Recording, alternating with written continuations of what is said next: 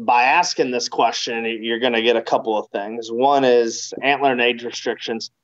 Tell me how they manage their property. What's their minimum? If their minimum is kind of typical as 130 or 135, the higher their restrictions are as far as their, antlers go, then probably the better chances are of you killing that 170, 180 inch buck. Big Buck Registry's Deer Hunting Podcast, episode number 272. Jason Selman, booking your next whitetail outfitter, the Red Flags.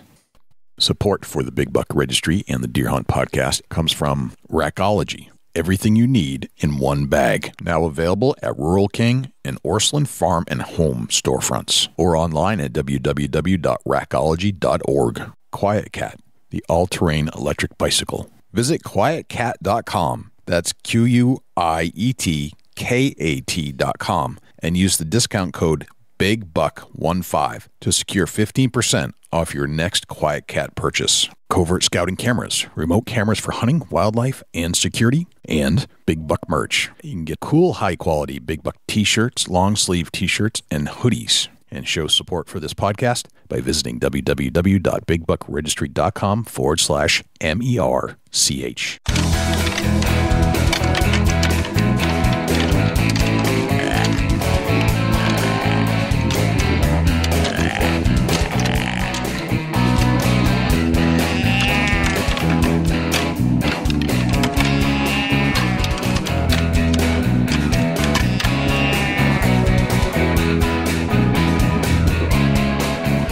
Big Buck Registry is a virtual museum of hunting stories. We preserve a piece of Americana by interviewing and recording hunters about their hunts and experiences from across the country.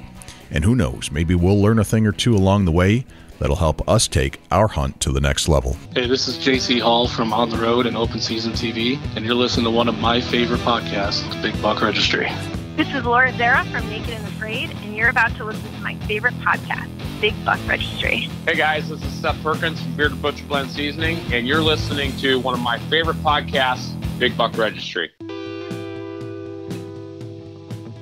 Hello, ladies and gentlemen, fellow predators. My name is Jay, and thank you for tuning in to the Big Buck Registry's Deer Hunting Podcast. For Dusty Phillips and Jim Keller and the entire staff here at the Big Buck Registry, welcome to this week's show. There are a couple things I'd like you to do for us if you could. If you would, please check us out on iTunes, subscribe, and leave us a review. With your help, we're going to try and push this show up the iTunes charts. I know we have a lot of listeners out there, and I need you to take some action. I need you to leave a review and subscribe to the show. If you do subscribe, that'll give you access and notification each and every week that a new show is released. You can also access this show in its entirety on YouTube, Stitcher, TuneIn Radio, iHeartRadio, Spotify, Google Play, and as an Amazon Alexa skill. Go to Alexa and say, Alexa, enable Big Buck Registry. It's all right there for you to access on demand at your fingertips. Regarding the harness program, we have an ample supply of harnesses to give away from our volunteer donors. If you're in need of a full body harness, please send an email to jay@bigbuckregistry.com. So you want to book a whitetail hunt with an outfitter, but you don't know exactly where to start. Maybe this is your first time, or maybe you're rebounding from a horrible experience and you're attempting not to repeat. With booking season in full swing, we thought we should explore the do's and don'ts with Jason Selman of Hero Shot Outfitters. What questions should you ask? What are the red flags? What should you expect to get when you spend your hard-earned money? And when should you run away and go on to the next outfitter? We explore all this and more with Jason so that you can avoid making big mistakes and ensure a quality experience when booking your next whitetail adventure with an outfitter. We'll get into our entire interview with Jason Selman in just one moment, but before we do, let's hear from our friends at Rackology and Jim Keller with the Deer News. Hey, it's Eric Fitzgerald here with Rackology. Wanted to visit you briefly about one of the most exciting products that we got in the market with Rackology. This is our food plot fertilizer. You can supplement your deer right through your food plot with this product. This is not your normal NPK. This has got so many goodies in this bag. Basically what it does is it makes your soil work for you so you can get by with just using fertilizer like this and not a lot of synthetics. If you want a good food plot and you want deer coming in and healthy plants, look at the food plot fertilizer through Rackology. Check us out at rackology.org. Thanks for tuning in. Hey, this is Matt Duff with Major League Bow Hunter. Now here's Jim Keller with the Deer News. Our first story this week California looks to enlist hunters in wildlife conservation push. This story is from the Fox News website and was reported by Bradford Betts. Put down the vape pens, cancel Zumba classes, and pick up a rifle. California is encouraging its residents to go out and hunt in an effort to rebrand the declining pastime. The California Department of Fish and Wildlife said Thursday it's partnering with other state and federal agencies to address barriers and opportunities to hunting and fishing in the state. Though their image for urban parts of the country suggests otherwise, hunters play an essential role in wildlife conservation. Since 1937, hunters have contributed more than $14 billion to the conservation of wildlife. But in the last 5 decades, the number of Americans over the age of 16 who hunt has dropped by half, according to the 2016 U.S. Fish and Wildlife Survey. Fish and Wildlife Director Charlton H. Bonham said the agency has hired a task force to help change the public's perception of hunting and encourage people to get outdoors and enjoy California's wild places. California's latest state attempting to reach younger generations. Last month, a hunter recruiter for the Georgia Wildlife Federation told the Wall Street Journal, "Earthy crunchy aligns very well with deer hunting." Deadly zombie deer disease could possibly spread to humans, experts warn. This story is from the Fox News website and is reported by Madeline Farber. A deadly disease that has affected the deer population in an estimated 24 states and 2 Canadian provinces could eventually spread and infect humans, experts warn. Speaking at the Minnesota State Capitol last week, experts from the University of Minnesota told lawmakers of the dangers of chronic wasting disease, or what the U.S. Geological Survey describes as a fatal neurological illness occurring in North American cervids, which are members of the deer family, including white-tailed deer, mule deer, elk, and moose. Currently, there are no vaccines or treatments available for the disease, which scientists say spreads directly through animal-to-animal contact, but also indirectly through contaminated drinking water or food. While there have been no reported cases of CWD in people, Michael Osterholm, the director of the Center for Infectious Disease Research and Policy at the University of Minnesota, told lawmakers that the disease should be treated as a public health issue, claiming human cases of CWD will likely be documented in the years ahead. It is possible that the number of human cases will be substantial and will not be isolated events, he said, in part according to the Twin Cities Pioneer Press. If Stephen King could write an infectious disease novel, he would write about prions like this, he added. Osterholm likened CWD to mad cow disease, which public health officials and those in the beef industry once did not think could infect people. It has since been confirmed that a cureless variant of mad cow, called Creutzfeldt-Jakob disease, can adversely impact humans. CWD and Creutzfeldt-Jakob disease belong to the same family of diseases known as prion diseases, according to the Centers for Disease Control and Prevention. CWD was first detected in captive deer in the late 1960s, the CDC said. Symptoms of the disease include drooling, stumbling, lack of coordination, lack of fear of people, aggression, and listlessness, which explains the quote-unquote zombie deer disease nickname. The symptoms are a result of malformed prion that kills neurons in the infected animal's brain, the University of Minnesota explains. Osterholm echoed the CDC when warning the disease could potentially spread to humans in the future. Doctor says cure for CWD has been found. This story is from the bowhunting.com website and reported by Brody Swisher. There's not a hotter topic in the deer hunting community these days than chronic wasting disease. CWD is a root of calm discussions, hot-tempered debates about everywhere you look. Some say it's an out-of-control epidemic that's sweeping the country, while others say it's nothing more than nature doing what nature does. The bottom line is CWD and the impact it has on the future of deer hunting is a growing concern. More and more states are discovering new cases of CWD every year. That's why a recent video released by the Unified Sportsmen of Pennsylvania has been creating a lot of attention in the last week. The video states that a cure for CWD has been found. Dr. Frank Bastian of LSU's Department of Agriculture believes the disease is caused by a previously undiscovered species of bacteria called spiroplasma, not prions.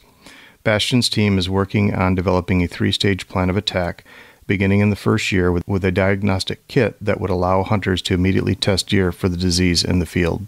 The ultimate goal is to develop a vaccine and cure for deer and elk in the wild. It's honestly a very bold statement, and the skeptics have shown up in a hurry. But what if these guys are onto something? What if this 3-stage approach to curing CWD will actually work?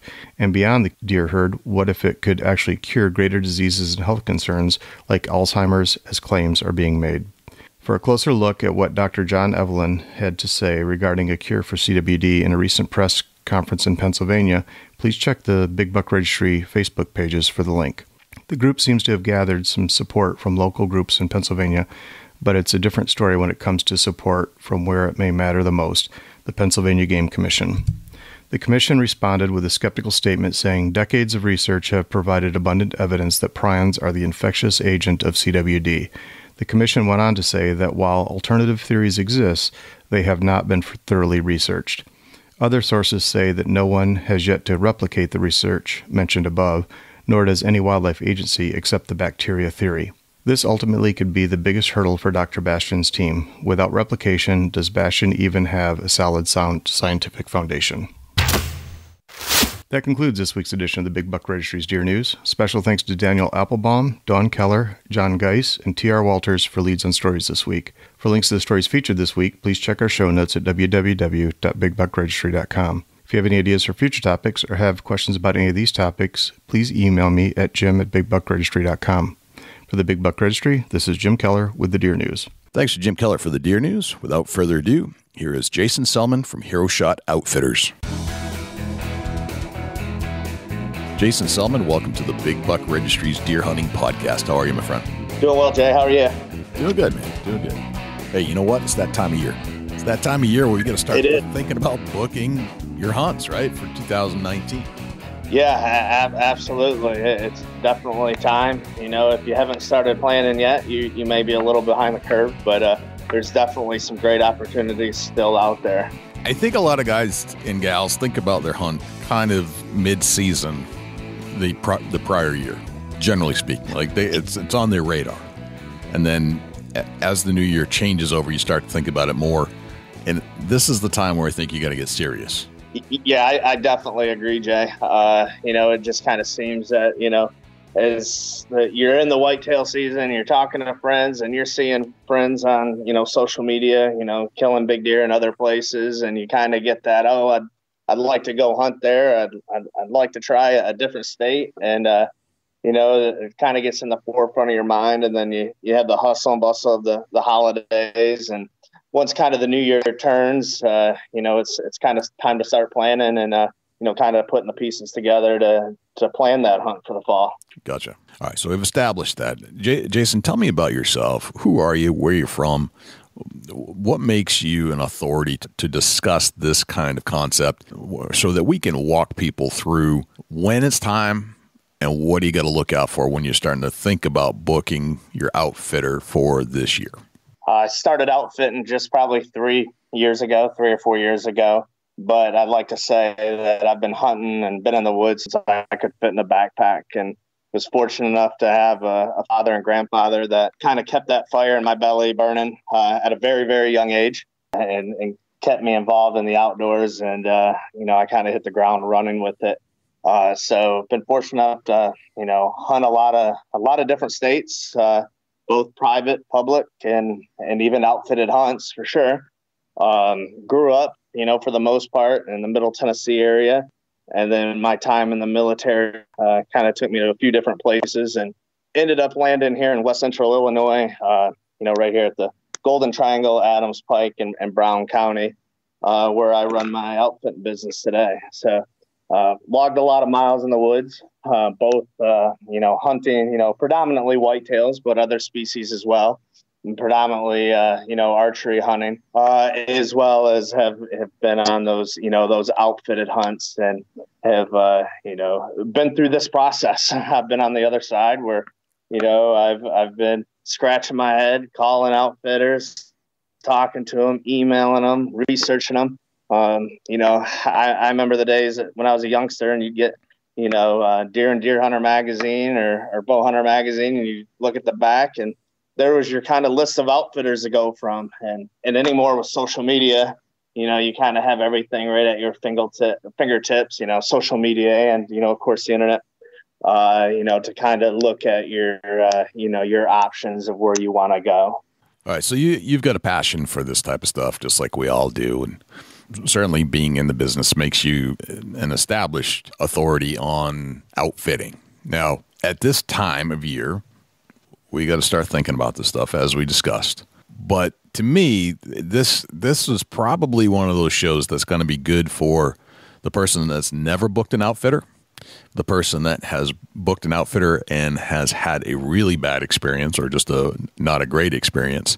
And maybe for some of those people that have had and booked a good experience and got a good experience but weren't quite sure why it was so well planned out. So you might be able to identify some of the things. That in a nutshell, what's the first thing that comes to mind or that we should be thinking about when you're planning an outfitter hunt anywhere? Well, I think that the first thing, it has to be, what do I want to hunt? What am I going after? Whether that's whitetail, mule deer, elk, bear.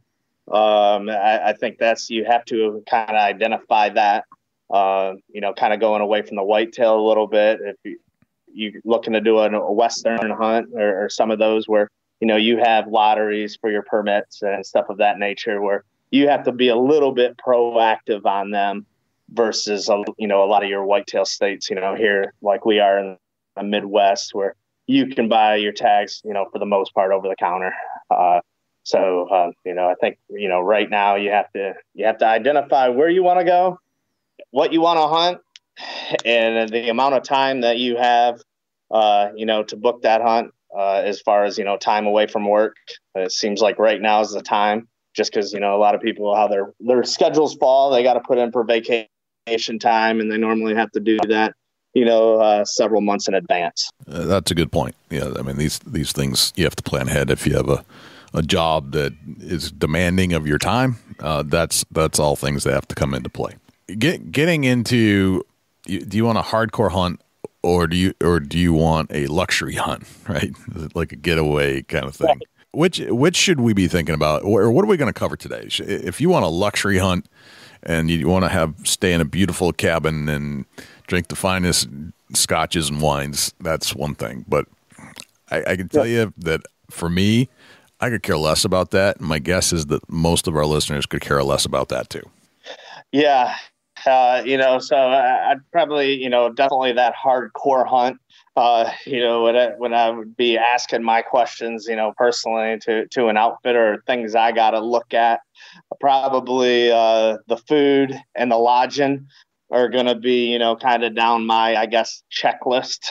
I want to know, how to manage their property, that sort of thing. Okay. All right. Well, let's get into all that stuff. All right. So this is really the time of year to start planning you can start planning for your vacations, when you're going to take them, and then you have to decide where you're going to go.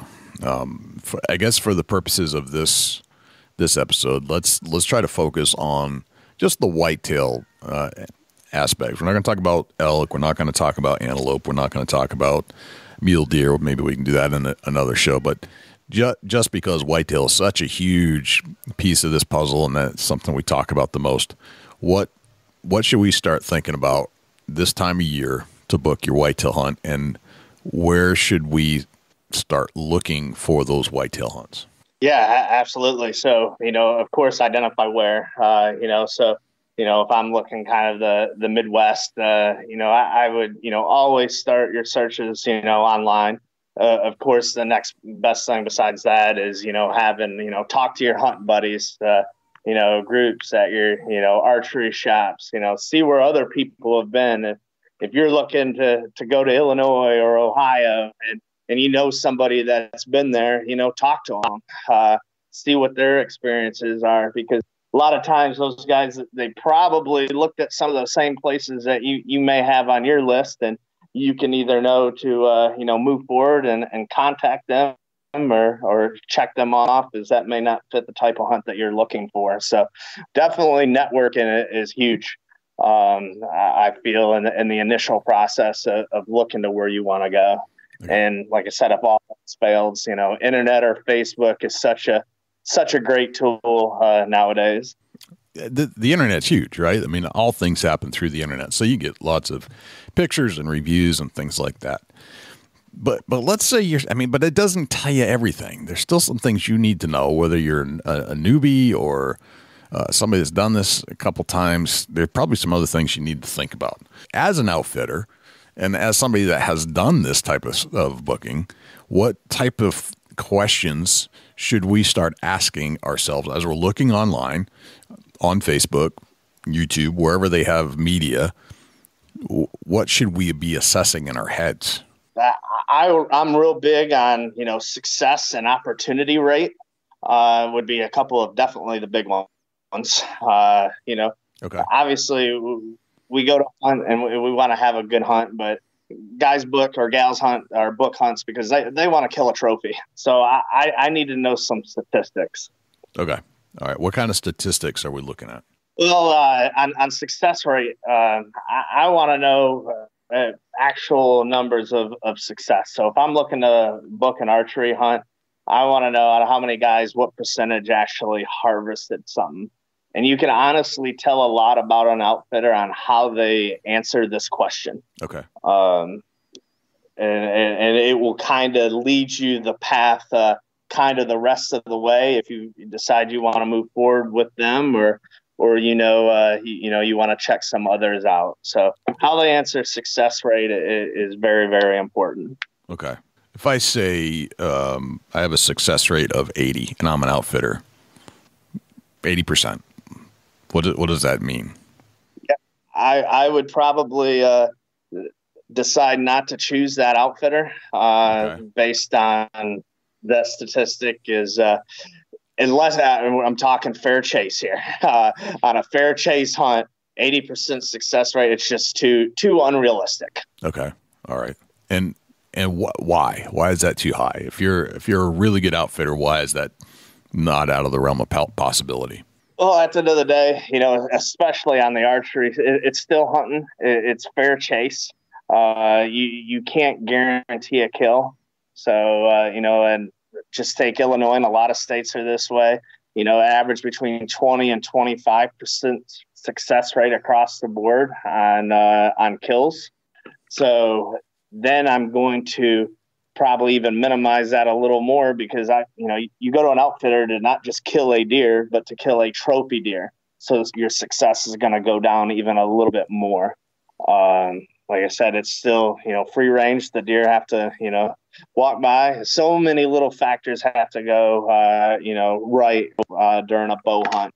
And you're only limited it to, maybe a 5-6 day hunt. So it's you have time against you a little bit. Okay. So, this brings up one interesting side note here. So when you think outfitter, you're thinking about going somewhere. And I want to dumb this down to the very basics of what an outfitter is. An outfitter is you're booking a hunt with somebody that's guaranteeing you a hunt on a piece of property. And that piece of property could be public or private, depending on where you're going.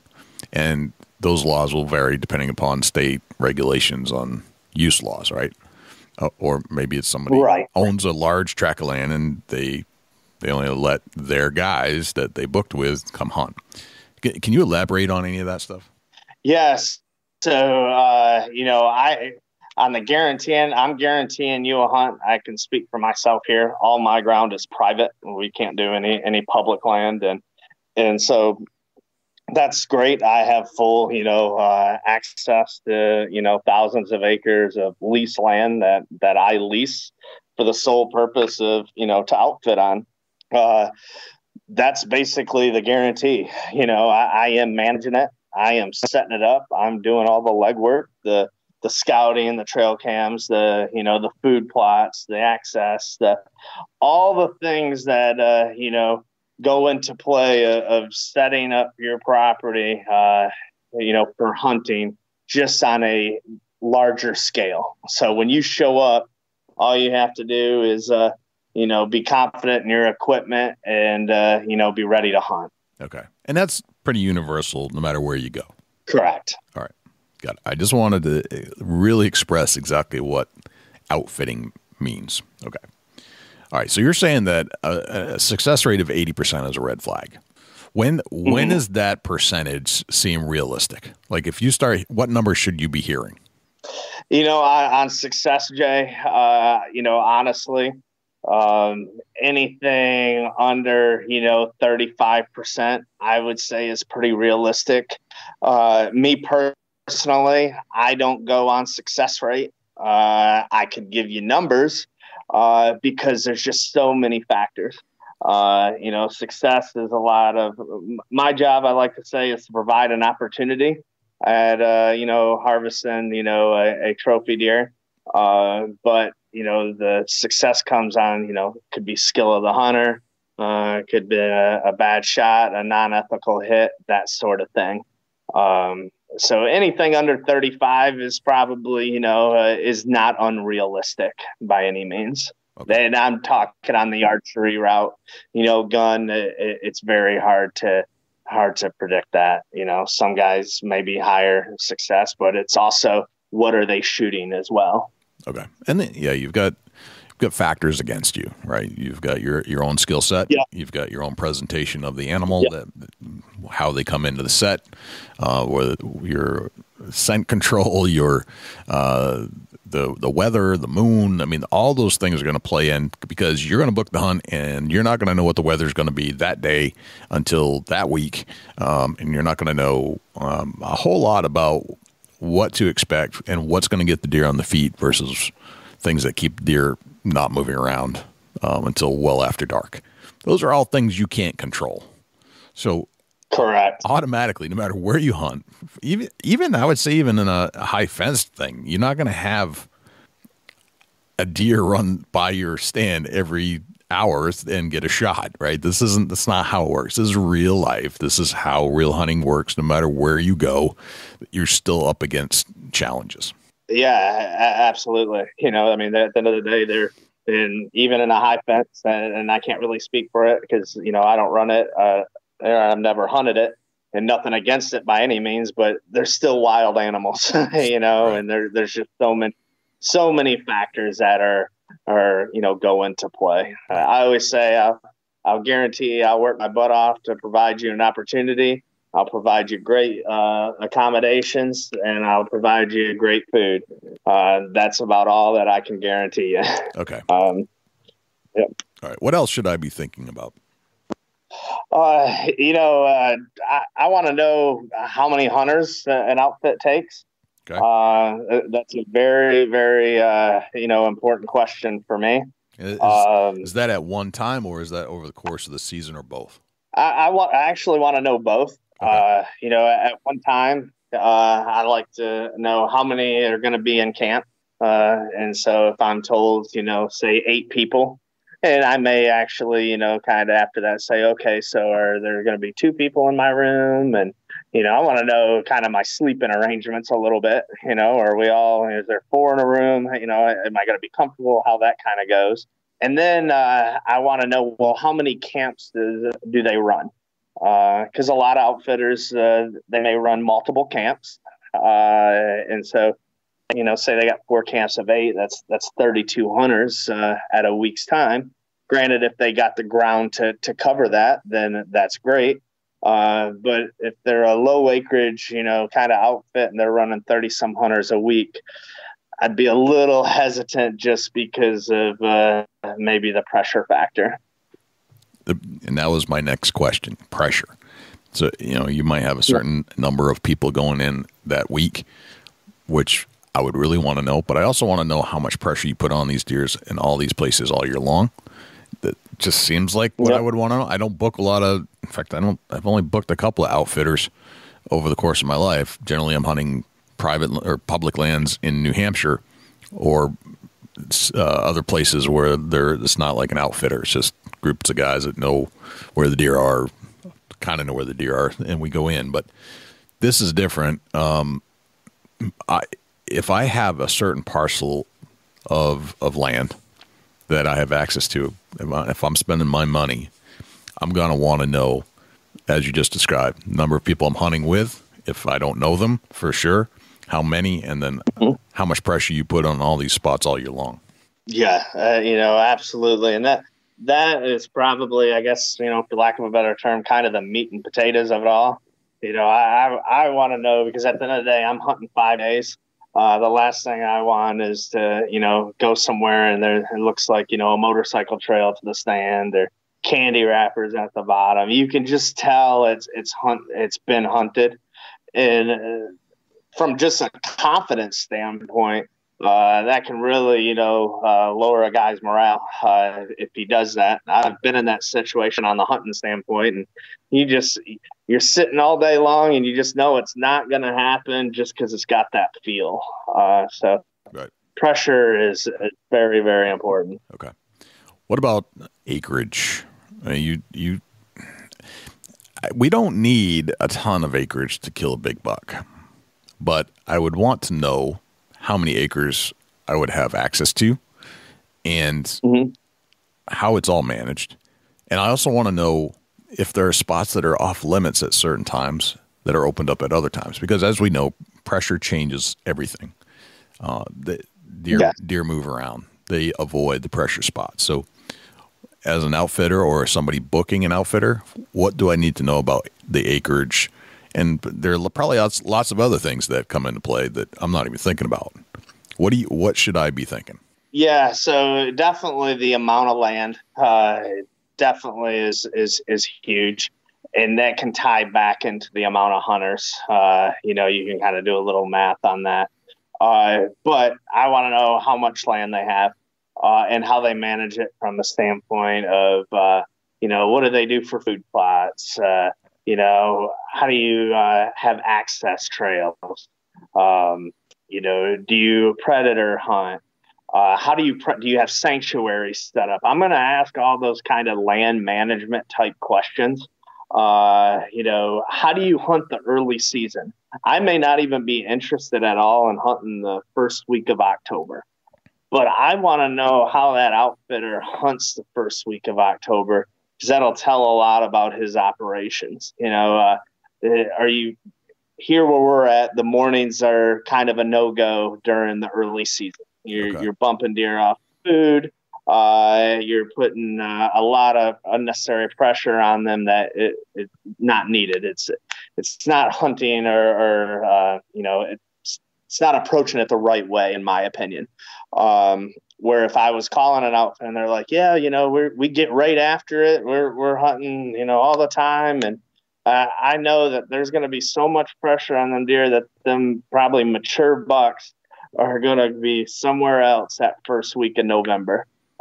So that goes into play big time. Right. Going back to the pressure thing, if some outfitter says, "Oh, we get right on it right away," that's the last thing I want to hear. Yeah. Well, and it's I guess cliche statement. We're going to do whatever it takes to get you a good buck.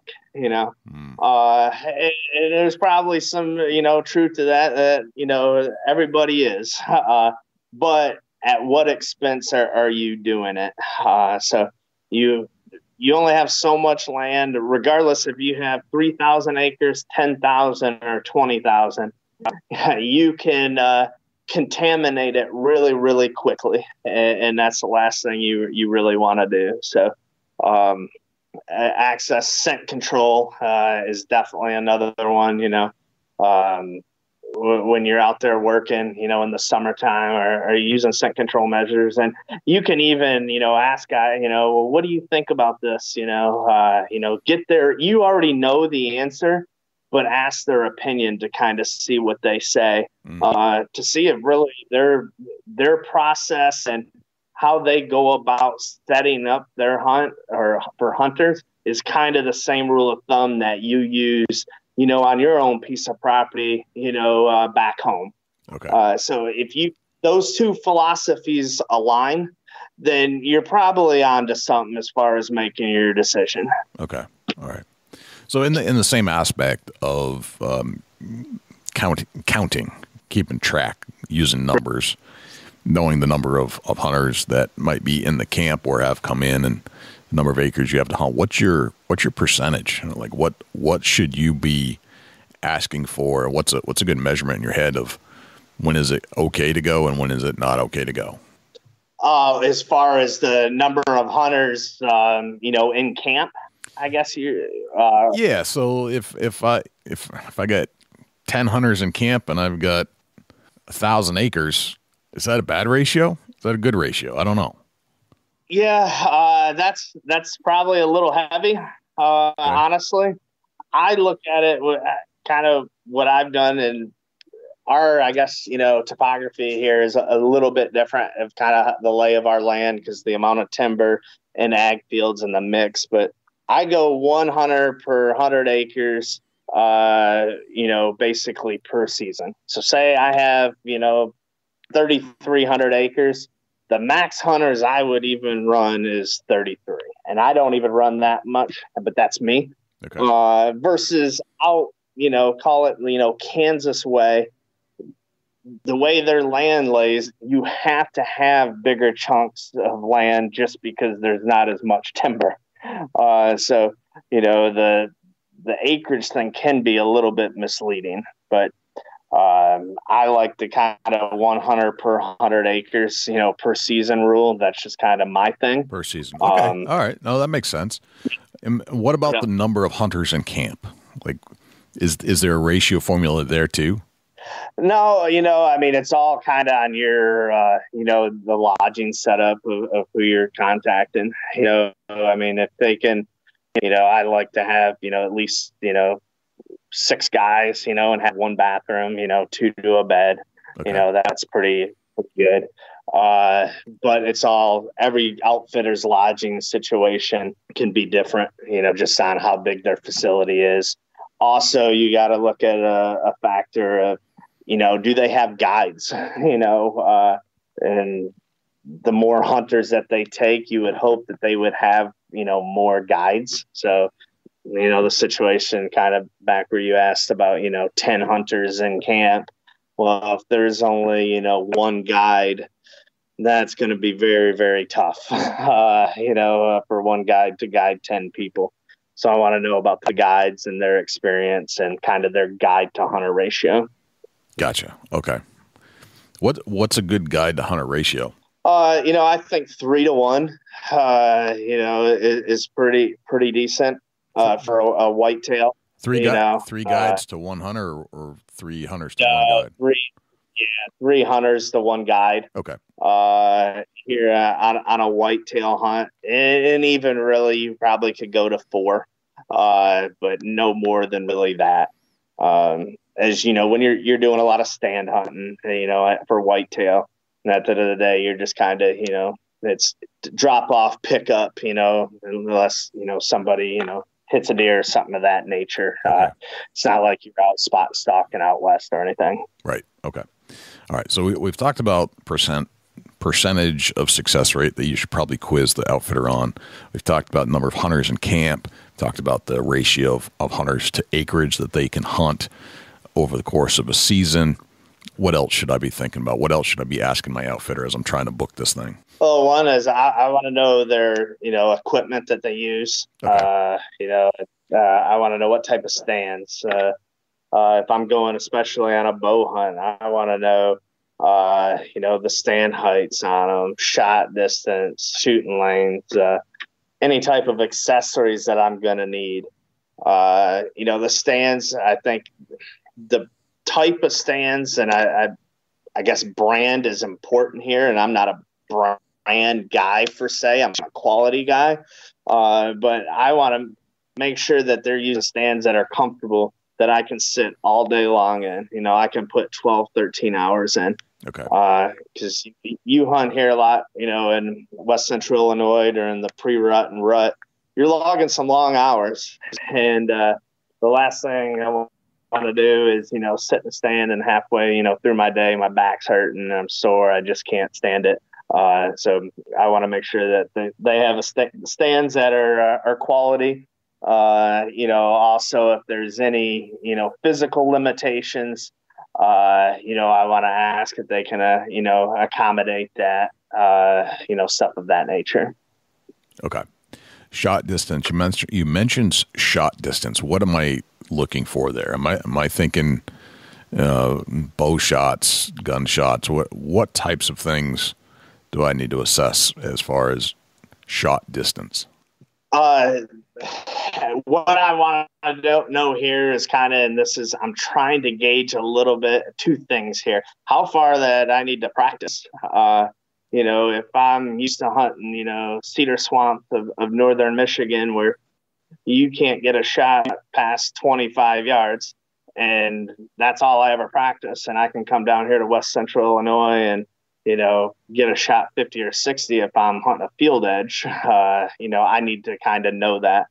But also it tells me a little bit about how they set up their spots. Are you setting me up to see a lot of deer? Are you shooting or setting me up to, get an opportunity to harvest one? So pick the brain a little bit on that, on the decision that goes into where they hang a stand, why they hang it there. Will speak volumes about a place. Okay. Are you asking questions about like how those shot areas are set up? Like how many shooting lanes I have? What's the thickness? When was the last trimmed or groomed? Is it a brand new stand? Is it an old stand? What are your opinions on those things? Yeah, shooting lanes, for example. I'm not personally a big trimmer. I like to have my lanes, but I love to have cover. Yep. And, if I go hang a new set in, call it, let's say August, things look a lot different in November. I'm a minimal trimmer. There'll be, plenty of shooting lanes. Don't get me wrong. But I like as much cover as well as possible, as you definitely don't want to, stick out like a sore thumb. Right. And like I said, when the leaves stuff come down or even a hunter, we're as outfitters are not perfect, and they may say, hey, everything was great. There was just this one little limb, and it didn't take them from harvesting anything, but you may want to, trim that one little limb, and I'll kind of bookmark that. And before I was going to use that stand again or something, I'll go in there and trim it. Like I said, you can, I've sat stands a lot of times personally hunting, and it's like, you always second, I could have done this different or trimmed this branch. It's just continuously getting better. What about the stand heights? I mean, is there a number that's too low or a number that's too high? I'm an 18 to 22 feet, believer. Okay. And that's me personally, and just especially guiding guys. Sometimes you have the fear of height factor. You have shot angle factor. Is there times you need to go higher than 22 feet? Yeah, absolutely. The terrain kind of dictates you doing that. I would never go lower than 18 feet on an archery set. If you're putting a shooting house or box blind up or something like that for a gun or crossbow, lower spine because you're enclosed. But I like that 18 foot or higher number is kind of my magic number. Okay. Accessories. I love accessories. And sometimes I'll go to a place that not necessarily an outfitter, but sometimes, my buddies rig these stands up, and they're awesome. I mean, they've got everything you could ever want going in. And sometimes they don't. But if I'm paying for it, if I'm going there and I'm booking up a place, I'm going to want to make sure there's pull ropes and lifelines, and so I can get home after the hunt too. Hooks, those types of things. I mean, what other accessories should I be asking? And does it matter if they're in some stands and not in others, or should they just be always there? I feel they should always be there.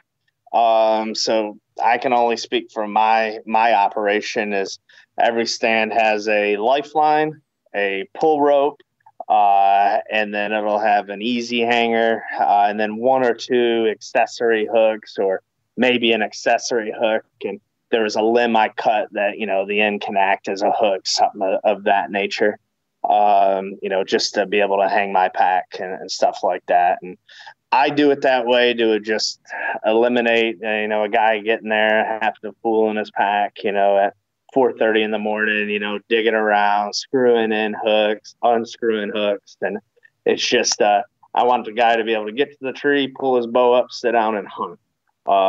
A lot of places don't do that, honestly.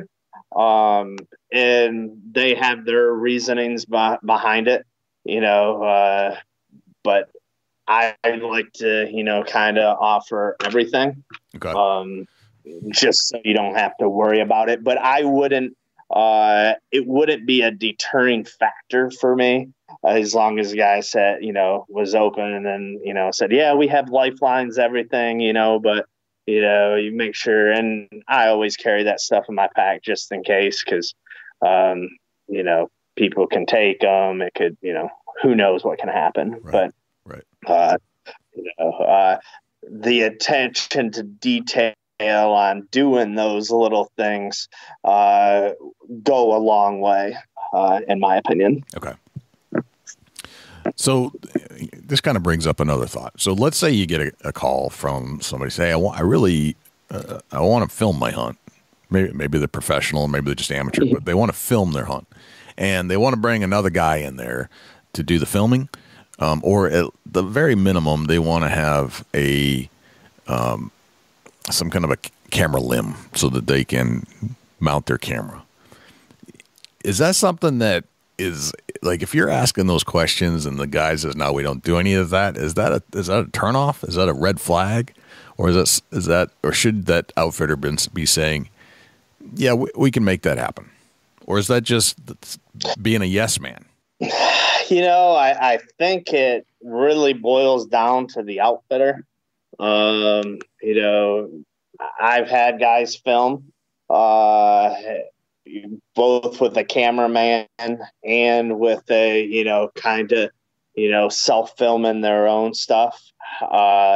And I don't mind it, but I'm very, very cautious, especially on the self-filming portion, unless you have a lot of experience. If this is your first outfitted hunt, you've saved up, you had to, beg your wife or husband to go on this hunt, I would not try to reduce my opportunity by messing with a camera that I may not have, I don't have that much experience in doing. It's just, like I said, bow hunting, there's so many factors, and last thing I want is that opportunity to come in front of you and you're worried about getting it on film. That's kind of my take on it. I do ask, if guys want to do that or they want to bring somebody, long as I've got availability to film, let me know ahead of time, because it is more work. You got to hang camera sets, 2 sets, and you got to make sure the angles are right. So it makes it more challenging, for sure. But if you're upfront and honest with the outfitter of what your intentions are, I personally don't have a problem with it. Okay.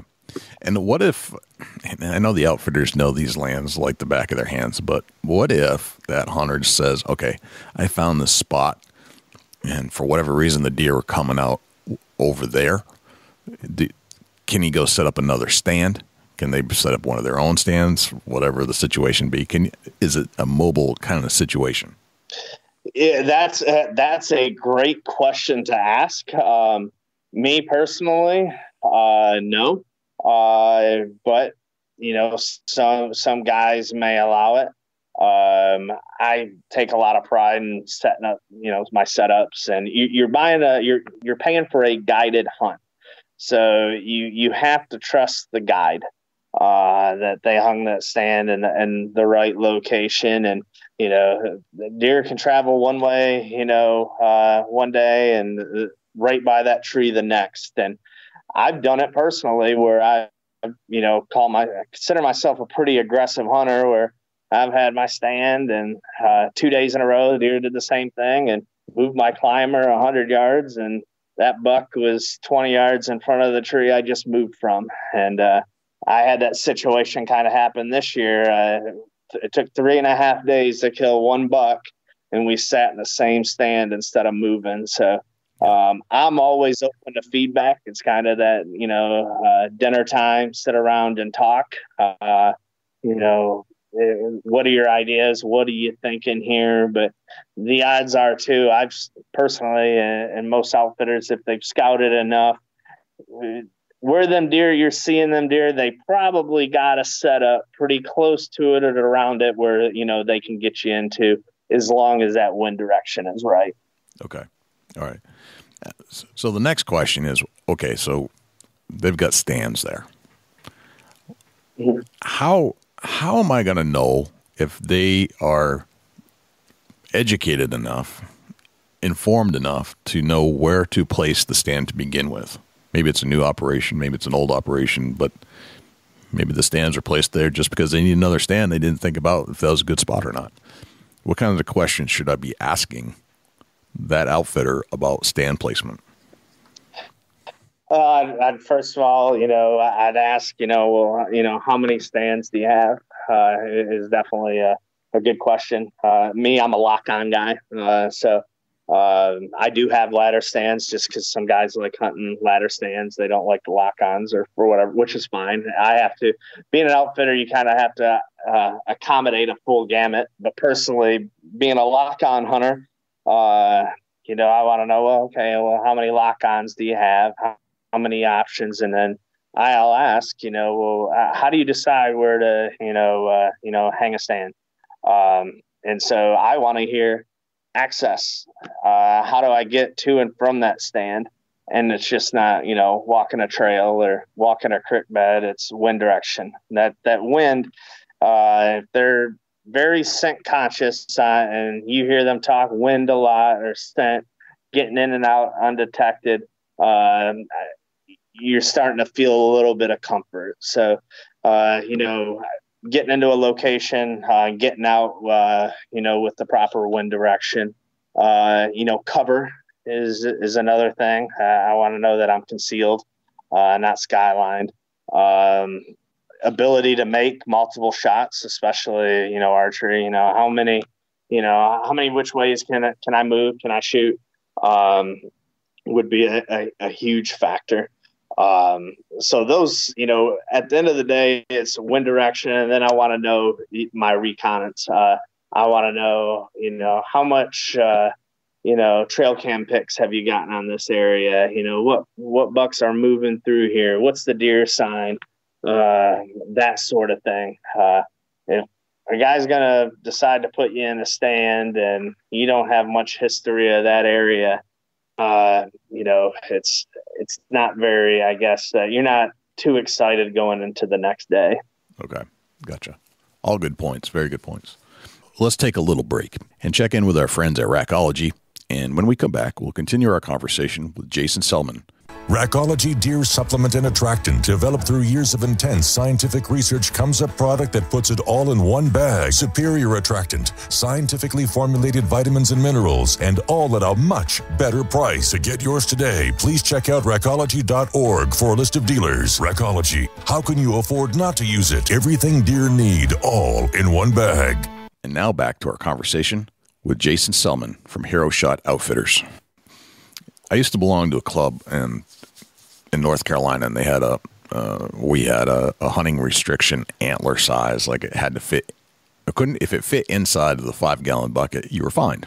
Is this the same principle, or are there other types of structures like that when you go to these outfitters? And if you don't meet their minimum requirement, should you expect some kind of a fine or on top of the money you already paid? Yeah. So, every outfitter is kind of different in how they kind of handle everything, but kind of across, especially typically in the Midwest here, there is antler or age restrictions. Age is a tough one, but it kind of goes hand in hand with your antler restriction. Is, you could have a 6.5-year-old deer and he scores 110 inches. That's a good deer to kill. I mean, that's better than shooting a 150-inch class 3.5-year-old. So by asking this question, you're going to get a couple of things. One is antler and age restrictions. Tell me how they manage their property.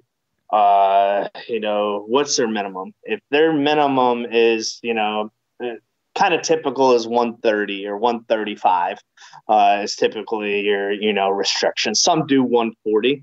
The higher their restrictions are as far as their, antlers go, then probably the better chances are of you killing that, 170, 180 inch buck. because they really, really focus on letting them, them younger bucks mature. If they have less restrictions, then probably you got to kind of lower your expectations of what you're really willing to shoot. Because, a lot of those 130-inch deer are probably getting taken. So it's kind of what your agenda is. If, I always say you're subject to your geography. I'm fortunate to live right here in, a pretty good area for deer hunting.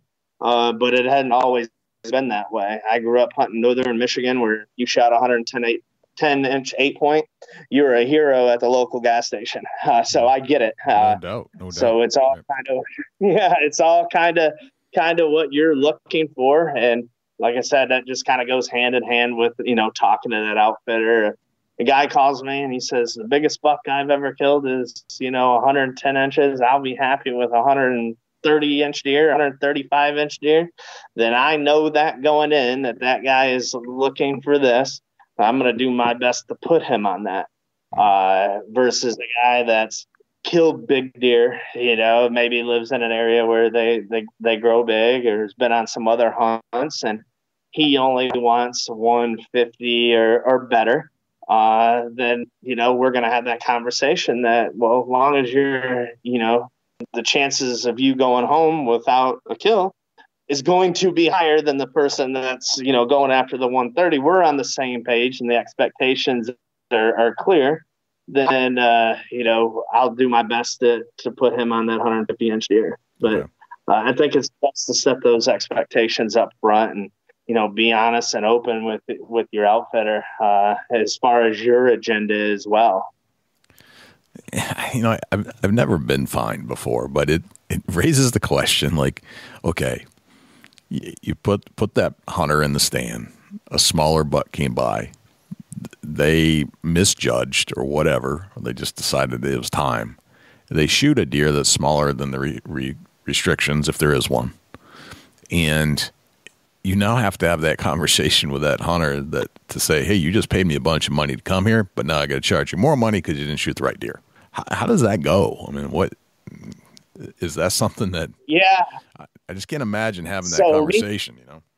Yeah. So me personally, outfitting, I'm not a finer per se, and I've never fined anybody, and I will never want to take that thrill away from somebody.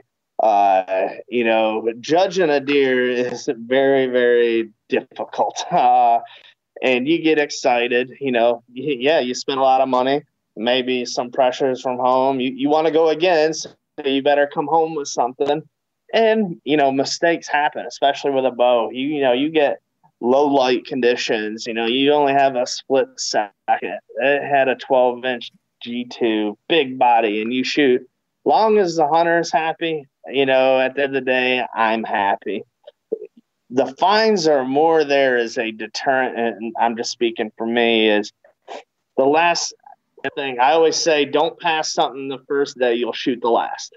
So the guy that paid a lot of money and spent a lot of money on a license, it's down to the last day, and he's just got to go home with something, I'd rather you shoot a doe. So that's kind of, I put it there to, I set my restrictions, but I can honestly say that the smaller deer that we have killed, the guys that, they're really, really, they were happy, but felt bad, and they're coming back to kill, something bigger, or it was just an accident. So, gotcha. Okay. But there are, I know for a fact there are places that they will fine you, and you want to be a little bit, cautious of that, or be prepared for it, I guess, if there's a fine in place, then do be prepared to pay it. But, no, at the end of the day, if the hunter's happy, I'm happy. Okay. All right. What else would you ask an outfitter? I definitely want to know, if they have guides, do they allow them to hunt the property? That's kind of a big one. and kind of see their response off of that, if they let them hunt. What if they do? Because I'd be very cautious. Okay. I think it's a kind of a case by case situation on that. Be it maybe, I let my guides hunt, but it's only late season and it's just really doe management. They don't shoot any bucks. They have their own property to do that. Doe management would be one thing. Predator control, but as far as watch out for. The guy drops you off at the stand and he's got his bow or gun in there too, and he's going to sit in the stand somewhere as well. I've heard some kind of horror stories on that, stuff that happening. So that's another thing where you can use social media, look at Facebook, look at posts. In a lot of these outfitters, especially bigger ones, they'll have their guides on there, telling a little bio. Mm-hmm. Well, the odds are they have Facebook and kind of, oh, well, he killed this deer, and then you pull the outfitter up and, oh, well, there's a deer. Well, he just told me the guides don't hunt, so that's kind of a red flag there as well. Okay. All right. So I guess one of the things that, and this goes for any type of retail, anything, service thing, if you're a repeat customer, that's a good thing, right? Yes. Yep. Okay. Yeah, it most definitely is. And, it's in outfitting, it's I don't want to say it's tougher, but you get guys that will go on hunts every year. I have guys that are basically, they've done it and they will be with me for a certain week, until life changes one way or the other. Okay. And some guys will hunt with you. It's their dream hunt, and their they may have small children or have other dream hunts they want to do, but they'll come back. But there should always, definitely during the prime, I always say the prime area, because it's always that late October, first few weeks in November where guys really want to hunt. There should always be some repeat customers, coming. If an outfitter takes, 8 guys a week, and you call him now and he's got 5-6 openings for the first week in November, and he's been around a while, it would be a red flag to me. So, you want to be a little cautious of that. And I just throw that week out there because that just seems to always be the buzz week, is the first week in November. Okay. All right. What other questions come to mind? For me, as you cover all the hunting stuff, because that's really, when I book a hunt, that's what I want to know is, how they do the hunting. But you want to know, walk me through a day in camp. What can I expect? From the time I show up there, walk me through a day. And, mine would be, wake you up at, 4:30, have a little breakfast, make sure stand assignments are still good. Just depending if, you had any weather changes or anything, overnight. And then, get guys to the stand, and then check in with them. If they hunt all day long, they're going to have a lunch. I'm going to pick you up, at the designated pickup spot, I call it dark 30.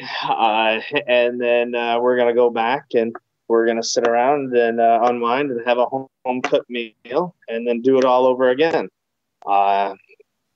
So that's kind of I want to have kind of a typical day rundown, kind of know a little bit about my lodging. It seems like anymore, it's more and more important, the Wi-Fi or cell phone signal.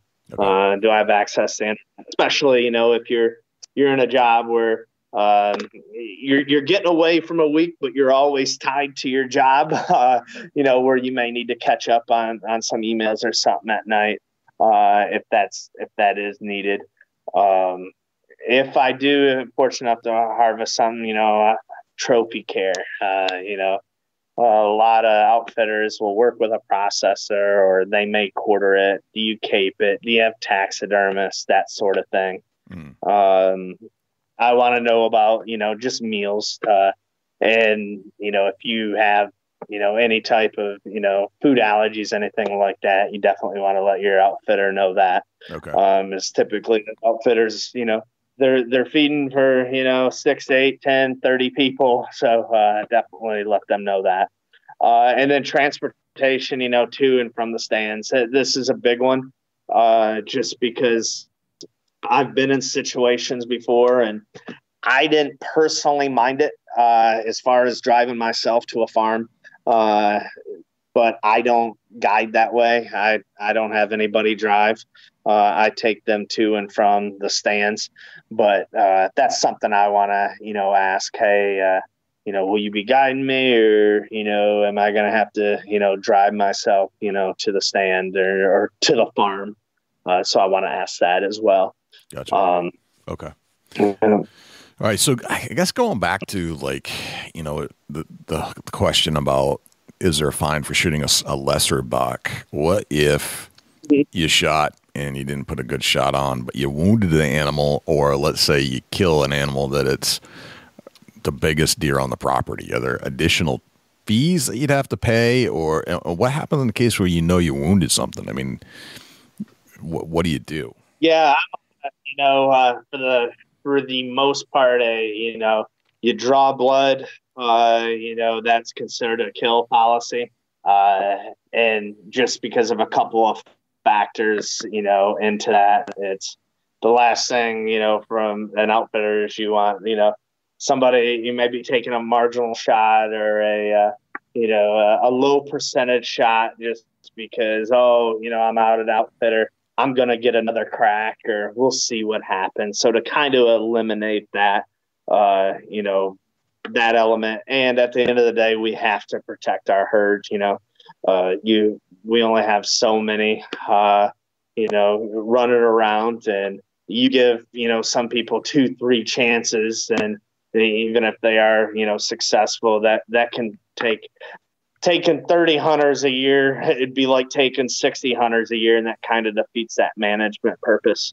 As far as the trophy fees go, if it's legal and, of course, above the restrictions, then there's no trophy fees. But it's something you do want to ask, because, some places will put restriction, 130 to 150 is X amount of dollars. And, they kind of bracket it by score. So you may see a low cost hunt, and then they have a very high trophy fee. So, definitely, ask those questions. Okay. All right. Life comes up, right? Sometimes you book these hunts with the greatest intent, and something happens and you can't make it. What should I be thinking about when it comes to cancellation policies and when funds are due? Yeah. So, typically outfitter is going to ask for a 50% deposit. And then they are going to either have you pay the 50% when you get to camp, or have you send 50% before, call it September 1st. And they all will have a cancellation policy because of that. Mine is, I think it's before, cancel before June 1st. I'll refund you your deposit back. If it's any time after June 1st, then I take that 50% and I will roll it to another hunt. And it's kind of a gray area, because hard times come, or a family emergency, or for some bad reason. At the end of the day, I'm going to refund the guy's money, but it's kind of a case by case. The thing that as an outfitter, we have to protect ourselves is we have leases to pay for. And, a guy calls a week before he's supposed to come in November, and he can't come. Well, we lost that revenue, and it's very tough to a guy to get on a plane or in his car and fill that spot. So just communicate with your outfitter. They all kind of handle that differently. But today we understand, or I understand. Gotcha. Okay. All right. So you've asked some great questions. You've identified some potential red flags. What else can you do that would make you feel comfortable to go ahead and book this thing or not book this thing? Is there anything else that you can do besides the things we've discussed that can help you decide that, yes, this is a good idea or a bad idea? Yeah, I think a big one, and I think a lot of guys miss the boat on this, and I don't know if it's a comfort thing or just don't know, is to ask for references. That's just a big one. And when you ask them, I just don't want to, talk to the guys that have been successful. I want to talk to the unsuccessful guys. Hey, they may give you names, or some may post them online. I'm not sure, but give me 3 names that have killed, 3 names that haven't. One thing on that, I guess, to be a little leery about is, some places may, cherry pick the reference. It's like if you're going to, for a new job, you're going to put, good references on your resume.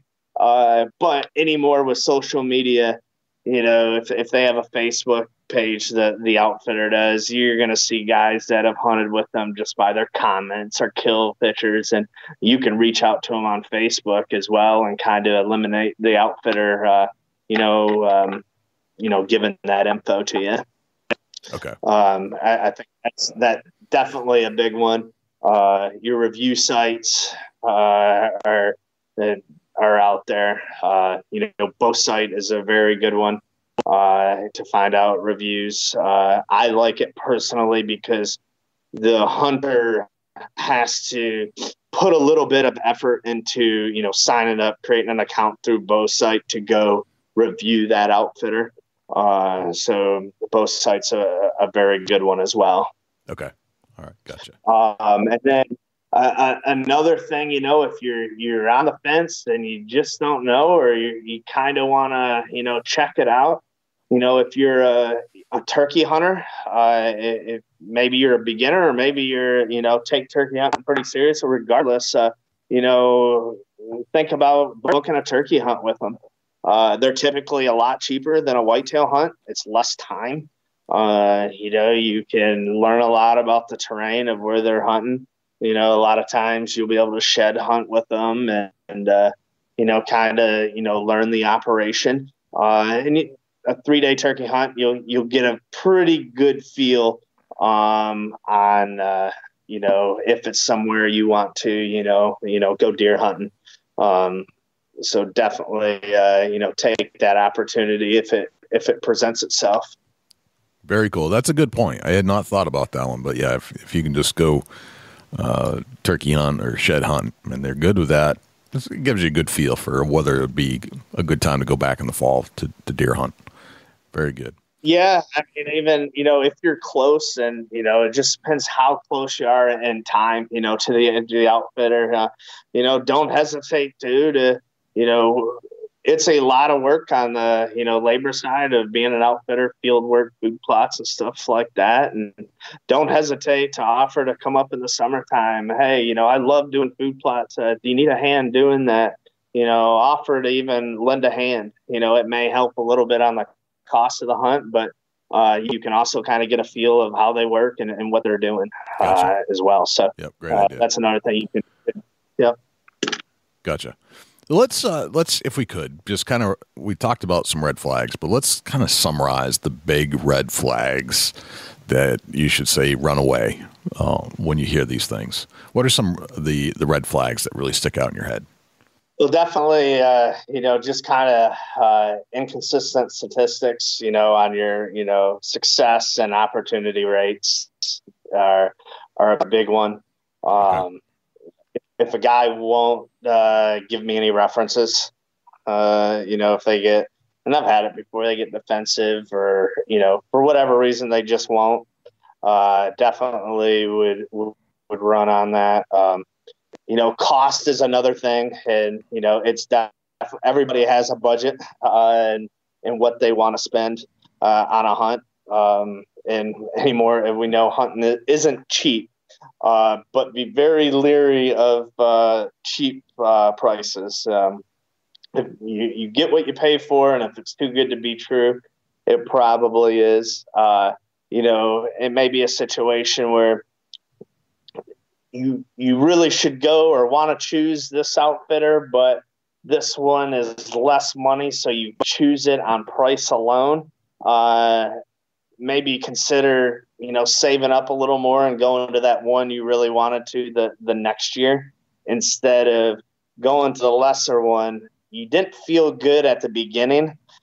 You're not going to feel good leading up to it. And then it kind of, you have a regretful outfitter experience and you kind of fall into that pool. Oh, I went to an outfitter. It was miserable. I'd never do that again.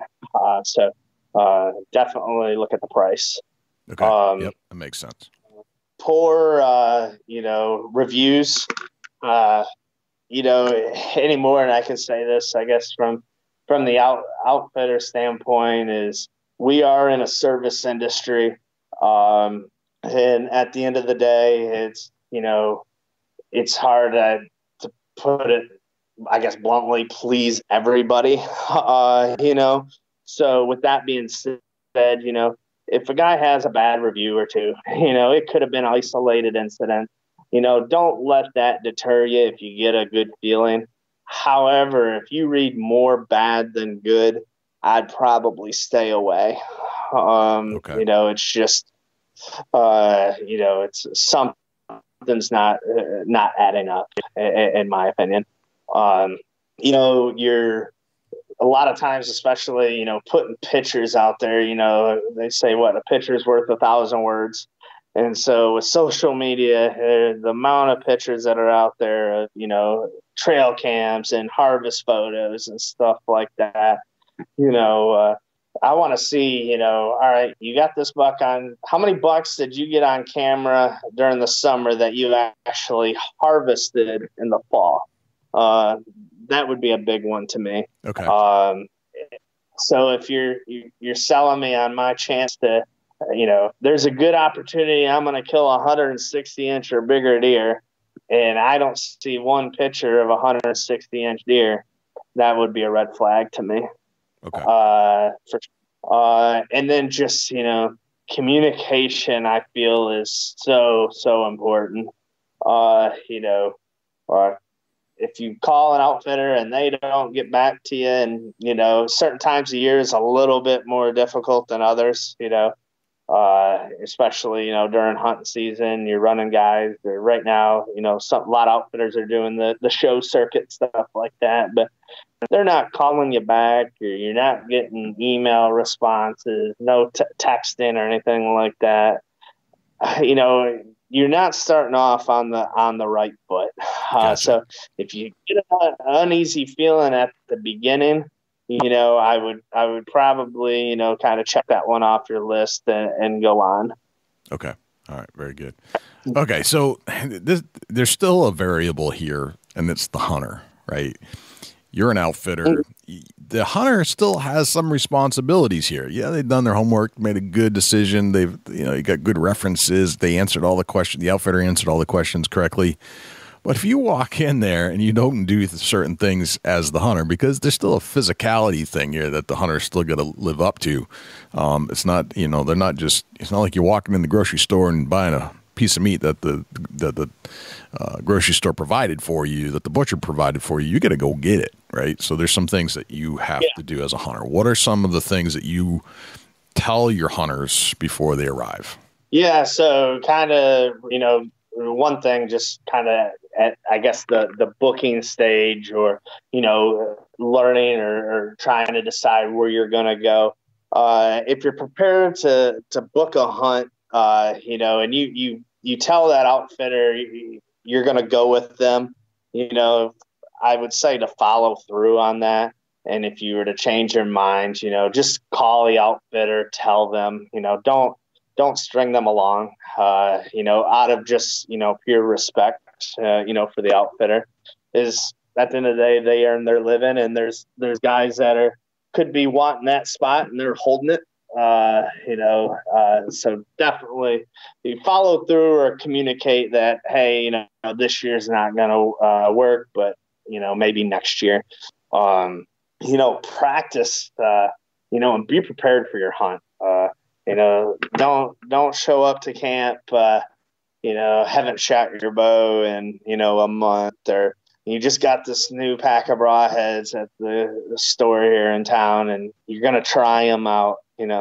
Practice and be prepared. I can kind of flip that around. That type of feeling would give an outfitter the same as if a hunter showed up. Jay, you showed up to hunt with me, and I said, "Oh, great. Well, let's unload your bags, and we're going to go out here. It's 4:00. I'm going to hang your stand that you're going to sit in tomorrow." You'd probably be like, what's going on here? So definitely do your part and being prepared. Okay. It's so important, to go through just the process, practice. And then big thing's attitude. You gotta have a good attitude, stay positive. Don't put too much pressure on yourself. It's kind of a big thing.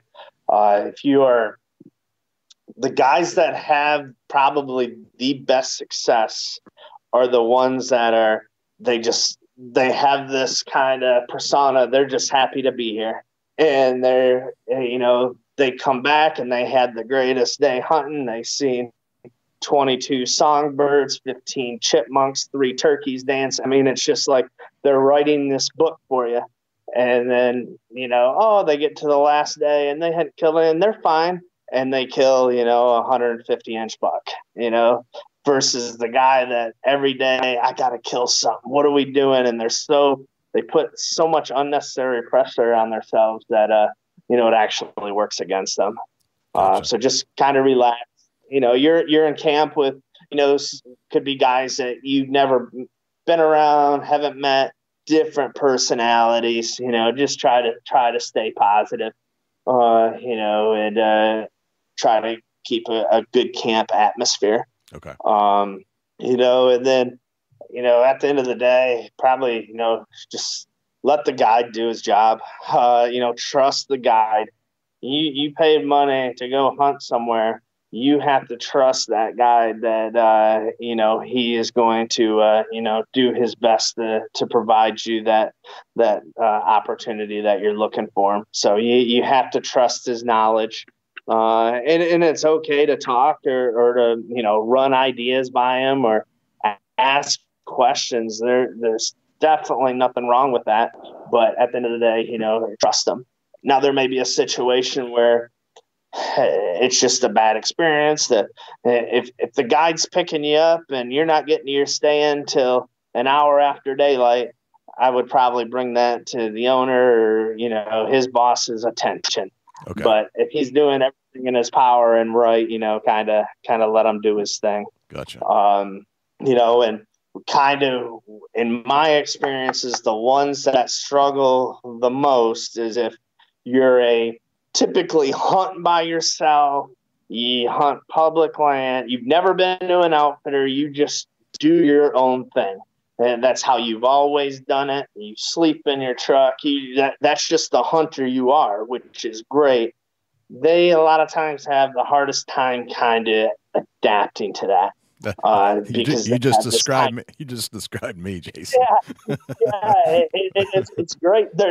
They're also a lot of times the most passionate. It just oozes out of them. They're like, yeah, I seen this buck. Let's go get him. I got my climber. I'll go, set up at midnight. I mean, they're just so aggressive, so definitely I love the passion, but at the end of the day, just got to kind of trust the process. Okay. All right. Very good. I'm going to skip the rapid fires here just for the sake of time.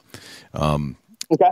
Jason, thank you so much for coming on the show and walking us through that process. It's a process that's foreign to me, and I'm sure it's foreign to a lot of guys and gals that would like to try this at some point. And certainly, the last piece there, we kind of described how I hunt now. Knowing that going in is going to help me a lot to adjust quickly. So where can we find more information about you and your outfitting service if we've created more questions than answers, or if people just want to come check you out because you came on the show and you're authentic and you kind of spelled it out on what things you should be looking for? Where can we find more about you? Yeah, so, probably the best place would be definitely Facebook. Hero Shot Outfitters, check out our page there. That's where we do most of our updating. And then any questions, even if it's not coming to hunt with us, but if you're looking to book an outfitted hunt somewhere, feel free to reach out to us. And then we do have a website, www.heroshotoutfitters.com. And there you can, email us as well. So if you have any questions, definitely more than happy to help anybody out. Awesome. Jason, thank you so much. It's been an honor and a pleasure having you on the show to talk about this stuff. It's always been a curiosity of mine. So thanks for filling that blank. Thank you. Well, I thought that was a pretty good exploration of what to do and what not to do and things you need to look out for when you're thinking about booking your outfitter hunt, whether you're first timer or second timer, somebody that maybe had a bad experience and didn't ask these types of questions, and all the red flags that are associated with things that you really want to think about when you're going to spend your dollar booking a hunt and you're not doing it on a DIY self-guided hunt and you're spending your money. These are the things that we want to know about, and appreciate Jason Selman coming on board to kind of walk us through all those things that he thinks should be done, not only as an outfitter himself, but as somebody that used to book outfitters. And these are some of the things that came from his experiences. Dusty, where can we find you when you're not hanging out here in the studios with me? Shoot me an email, dusty@bigbuckregistry.com. You can look me up on Instagram and Twitter @ChasingAntler, Facebook.com/Chubby Tines Outdoors. Jay, where can the people reach out to you when you're not on the mic? Likewise, you can shoot me an email, jay@bigbuckregistry.com, and you can visit us on Facebook, facebook.com/bigbuckregistry. We're also on Twitter, which is twitter.com/bigbuckregistry. We're also on Instagram, instagram.com/bigbuckregistry, and YouTube, which is youtube.com/bigbuckregistry. On YouTube, you can listen to all of our podcasts in their entirety. As far as videos are concerned, it's a boring video, but the audio content is there, so you can actually listen to our podcast. You can also listen to all of our live shows that we've done on Thursday nights when we do them, and we've gone back and re-interviewed a lot of our previous guests we had on the show just to put a face to a voice, let's put it that way. You can always listen to our show on other places as well, not just YouTube. We're found on Stitcher, TuneIn Radio, iHeartRadio, Spotify, Google Play, and as an Amazon Alexa skill. Go to Alexa and say, "Alexa, enable Big Buck Registry."